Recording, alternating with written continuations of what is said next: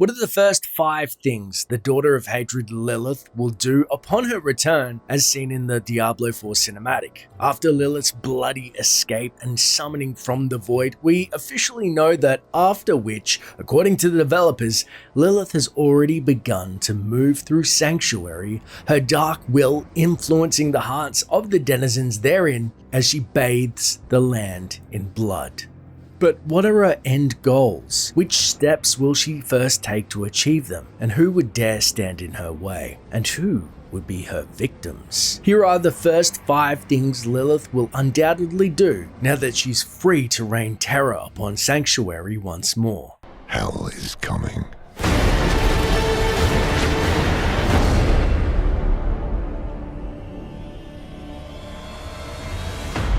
We will create something never imagined by those mired in the eternal conflict. A new world. To best understand Lilith's goals, motives, and then following actions in Diablo 4, we must first briefly touch on her past, which was heavily documented in the Sin War trilogy, and saw the birth of the human race from the coupling of demon and angel alike, with Lilith herself being touted as the main progenitor of mankind, known as the Mother of Man. I have created a new world where we can live in peace. A place of infinite possibilities. Inarius believes that escape is enough. In time, I will show him that even victory is possible. But first, I will give him children. After becoming outright hostile to angels and demons alike, who saw these new children as a threat to their sovereignty, Lilith attacked her brethren and was cast into the void by her angelic lover Inarius. However, Inarius was in a bind. He had actually swore an oath previously to never harm Lilith, so with his hands tied, he banished her to the void between worlds, a form of limbo-esque imprisonment, an action that may come back to bite him in Diablo 4, which we will touch on later. Upon Lilith's initial release after her first banishment, she immediately resumed her personal crusade to permanently end the eternal conflict with herself as the ultimate victor. Although her chosen pawn, a Nephilim Uldyssian, would prove a little more than problematic, she would slowly spread her influence in awakening the dormant Nephilim powers of the populace. And although Lilith was once again cast into the void by Inarius at the end of the Sin War, he himself was gifted to Mephisto by his fellow angels for his hand in the war. Lilith's father then set about torturing Inarius for eternity for double banishing his only daughter. And as we've seen in the Diablo 4 trailer, Lilith, who has returned yet again, now stands a greater chance to complete her task of being the supreme victor of the eternal conflict. With the Nephilim reawakened, and without obstacles like the Archangel Inarius, the high heavens closing their gates to Sanctuary, and the greater powers of the burning hells in disarray, there is seemingly little to stand in her way. My father is content to fight the same battles and the same foes while everything turns to ashes. Though his victories might last a day, or a year, or 100 years, the war will never be won so long as he and his brothers lead. There is an end to it, but fools like my father are too blind to see it.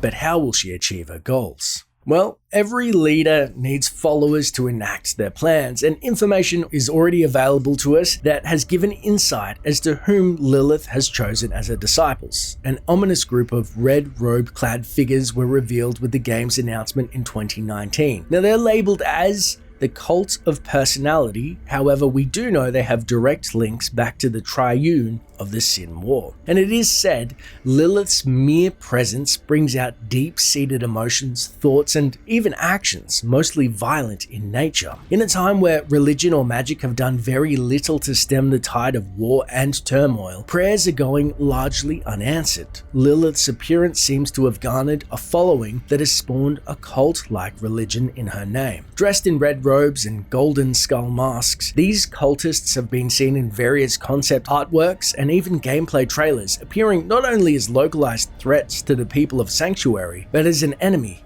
that the player will be facing from time to time in their journeys as well. But what are their ultimate role is yet to be seen. though sacrifice and blood seems to be the center of their attention. And it stands to reason they will blindly act to serve as an inconvenient obstacle between the hero of Diablo 4 and Lilith as she goes about her work.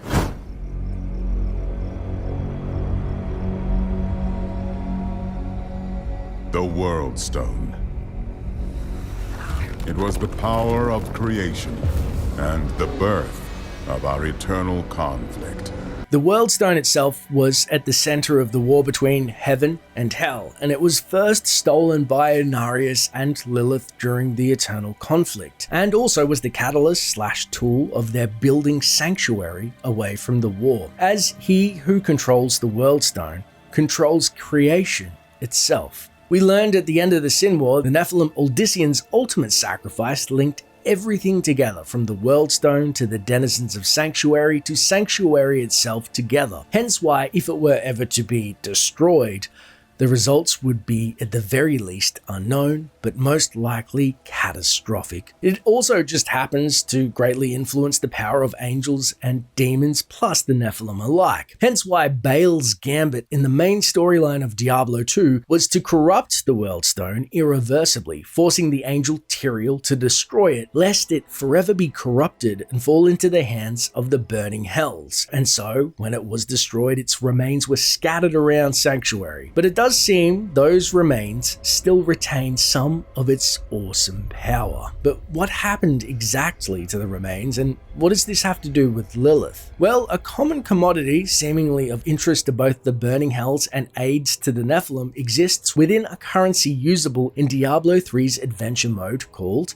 blood shards. The lore tab of the shards tells us that some believe that they are shards of the World Stone. Still, others think them fragments of trapped demon souls, and while a few are sure that they are crystallized blood of the ancients themselves. Now, Decade Cain tells us they are quite possibly all three. And it should be noted the original soul stones that were powerful enough to bind the three prime evils in Diablo 2 were indeed slivers of the World Stone forged for that very task. And interestingly, collection of World Stone shards is officially a major focus of the plot in the upcoming Diablo Immortal. Now, such a focus on this theme will undoubtedly be continued by Lilith, and would prove a strategic move to guarantee her supremacy over all opponents, Nephilim included. Though it would be most ironic that in her mission to put a final stop to the eternal conflict, she would use, or perhaps reforge, if such a thing is possible, the very object that it was so needlessly fought over. The one irrefutable clue that the blood shards will be pivotal in Diablo 4 is in the scant official art we've seen, where we have a picture of Inarius possessing one of the said shards. If he or Lilith were to possess enough of the precious stone, they too could again diminish or enhance the Nephilim's power as they so chose, or their own, and the results would be catastrophic. From the high heavens to the burning hells, our desire to control that power poisoned its very nature. Lilith's first actions have already been revealed to us, but immediate concerns must be taken into account. With the end of Diablo 3, we're left with an open question concerning the Nephilim hero of the End of Days. What became of the heroes who gained the strength to defeat Malthael, and how will they act in response to Lilith's return? As per Tyrael's warning, despite their power, they would still possess a mortal heart that could very well be bent to Lilith's influence. Imagine the awesome might of a Nephilim that holds the power of death as an ally to Lilith. Now, we've seen the Nephilim before, and the heroes obviously aid the side of light in every previous Diablo, but what if they turned to the side of darkness, as Tyrael had mused? What an epic scope of a boss battle that would make. We've fought demons, we've fought angels, but the Nephilim? Transversely, what an ally this individual would prove to be. Lilith would need one seriously potent insurance policy to protect herself from such a force, or a few shards to control said power. Will he have the strength to resist? Or will he be our doom? Another potential action she could very well take is to seek out the father of the Nephilim, Inarius, within the realm of hatred. Whether she would seek to gloat over her ex-lover's failure for imprisoning her, I'm sure she's still more than a little bitter over that, and the irony of his own incarceration, or even perhaps attempt to gain him as an ally, is still in the realm of possibility, and both actions are something that she's enacted in the past, albeit with different individuals. Who better to try and control the Nephilim once more than their own father? Or perhaps create some more, who knows? She could seek Inarius to aid her against Nephilim, or recruit the Nephilim while we seek Inarius to gain his aid instead. Time will tell, and all are possible. But what of my great deeds? When I'm in torment, who will celebrate those? Who will remember Inarius?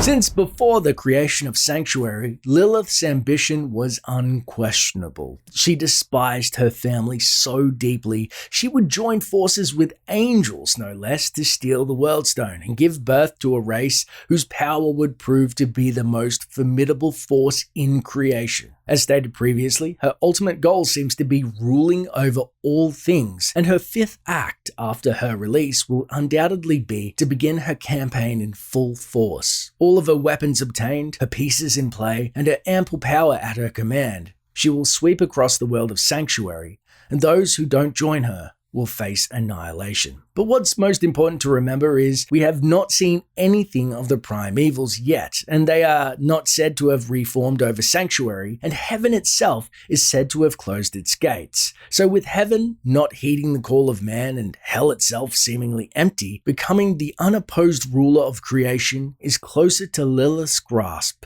than ever. But unfortunately, with the aspect of spite, to be able to achieve an end to the eternal conflict almost single-handedly with her own children worshipping her and largely unopposed, this would seemingly be such a sweet victory to rub salt in the wounds of her proud father Mephisto, who had never been able to end the conflict, but catastrophic for all the inhabitants of Sanctuary therein, as her spite is unending.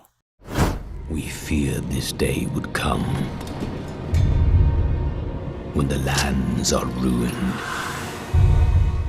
As discussed in our video detailing the possibility of the extinction of necromancers, one aspect of Lilith's motivation outside of just ruling unopposed or ending the eternal conflict appears to be her unending spite. And someone she hates fervently is a part of the priests of Rathma. It was Mendel, the brother of Uldisian, who while she was stuck in the void actually rescued Rathma and left her to scream in anguish as she was to lament the fact that it was he who left her to her fate when he could have saved her, one of her own children. However, it doesn't seem that Lilith would waste such potential. The priests of Rathma have become powerful champions of the light in their own right, but we've seen some previous art of the Blood Bishop and some other nods that seemingly show that perhaps necromancers have sided with Lilith. Now, a lot of people are speculating that it is Rathma who summoned Lilith, and if that is so, then it seems unquestionably he would bring some of his own necromancers or priests of Rathma who are happy to defect over with him. Having someone as powerful as Rathma, and assuming that Rathma hasn't defected entirely from the priests of Rathma, he would no doubt help turn some of his priests that were more loyal to him to the side of Lilith, or perhaps her influence is that strong.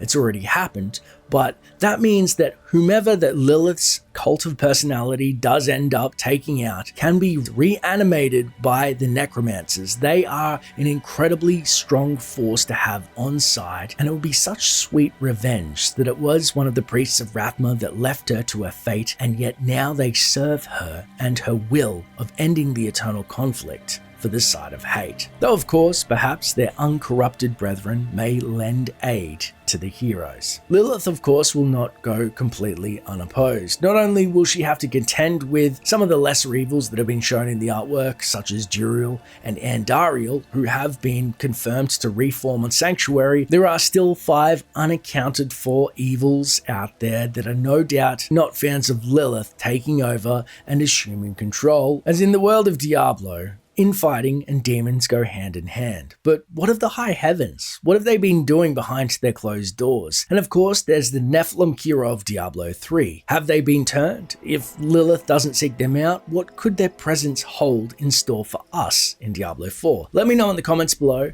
Make sure to join us on Discord to further the conversation, and like and subscribe to stay up to date with videos as I release 4 per week at 7 PM PST when my editing is on point. Thanks for watching, and until next time, Traveler.